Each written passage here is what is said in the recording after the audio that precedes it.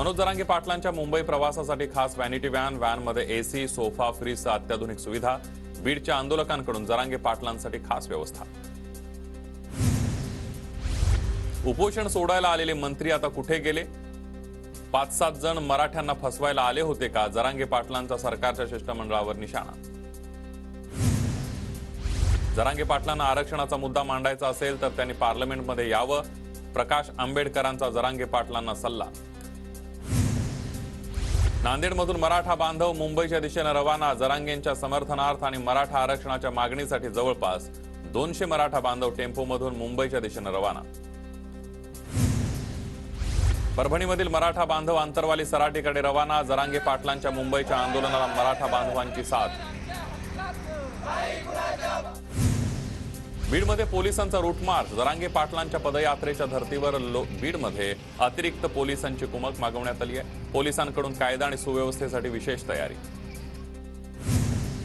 लातूरच्या देवणीमध्ये मराठा बांधवांची tractor rally. आरक्षणाच्या मुद्द्यावरून मराठा समाज आक्रमक. आंदोलक मोठ्या संख्येनं मुंबईच्या दिशेने रवाना होणार.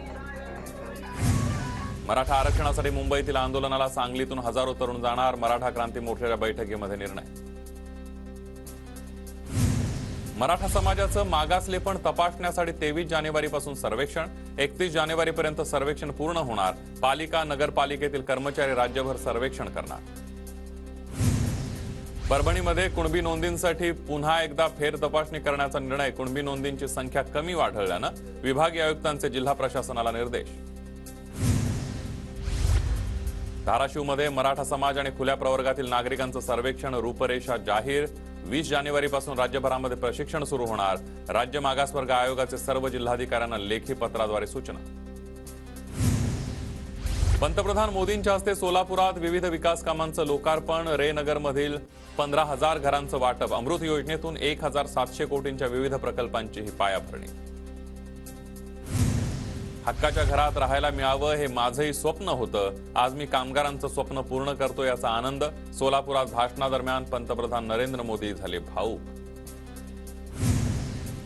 आमच्या सरकारच्या काळात 25 कोटी लोक गरिबीतून मुक्त झाले. पूर्वीच्या सरकारने गरिबी हटाओच्या घोषणा देऊनही गरिबी हटली नाही. मोदींचा विरोधकांवर निशाणा. मोदींची गॅरंटी म्हणजे गॅरंटी पूर्ण होण्याची संपूर्ण गॅरंटी. आमचं सरकार गरिबांसाठी समर्पित. मोदींचं वक्तव्य.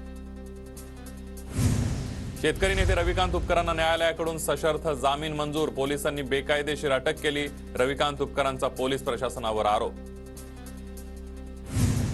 नाशिकचे आमदार सत्यजित तांबे पहिल्यांदा नंदुरबार दौऱ्यावर. दुर्गम भागातील विविध समस्यांचा आढावा घेत लवकरच प्रश्न शासन दरबारी लावण्याचं आश्वासन. अकोल्यातील शिंदे गटाचे सहसंपर्क प्रमुख संदीप पाटील यांचा अजित पवार गटामध्ये प्रवेश. मुंबईतील देवगिरी निवासस्थानी अजित पवारांच्या उपस्थितीमध्ये संदीप पाटील राष्ट्रवादी मध्ये त्यांची घर वापसी. सोलापूरच्या कुर्डुवाडी नगरपालिकेतील ठाकरे गटाच्या 6 आजी माजी नगरसेवकांचा शिंदे गटात प्रवेश. आरोग्यमंत्री तानाजी सावंतांच्या उपस्थितीमध्ये पक्षप्रवेश सोहळा. जळगावात 22 जानेवारीला तब्बल 50,000 घरांमध्ये बुंदी प्रसादाचं वाटप. रामभक्तांकडून 3,000 किलोच्या बुंदीचं वाटप. इचलकरंजीमध्ये इंडिया आघाडीच्या प्रमुख कार्यकर्त्यांची बैठक. भाजप विरोधात चौकाचौकात सभा घेऊन लढण्याचं बैठकीमध्ये आवाहन. तलाठी परीक्षा दिलेल्या उमेदवारांसाठी निवड यादी जाहीर होणार. 26 जानेवारीला नियुक्तीपत्र मिळण्याची शक्यता. सुमारे 8 लाख विद्यार्थ्यांनी दिली होती परीक्षा. नाशिक महापालिकेमध्ये 624 पदांच्या भरतीची प्रक्रिया अंतिम टप्प्यात. लोकसभा निवडणुकीपूर्वी भरतीची जाहिरात निघण्याची शक्यता. भरती प्रक्रियेवर नियंत्रण ठेवण्यासाठी समिती गठीत.